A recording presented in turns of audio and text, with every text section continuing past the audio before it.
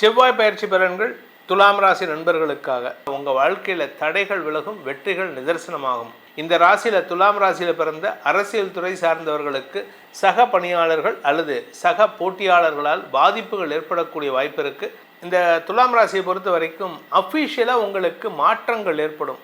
ஆனால் எல்லாமே ஷார்ட் நோட்டீஸில் நடக்கிறதுக்கான வாய்ப்பு இருக்குது. அதுவும் குறிப்பாக பார்த்தீங்கன்னா இந்த மாதம் ஆரம்பத்தில் பார்த்தீங்கன்னா எனக்கு வேலைக்கே போவானாப்பா, நான் வந்து ரிசைன் பண்ணிட்டு வீட்டில் இருக்க போகிறேன், நான் பிஸ்னஸ் பண்ண போகிறேன்.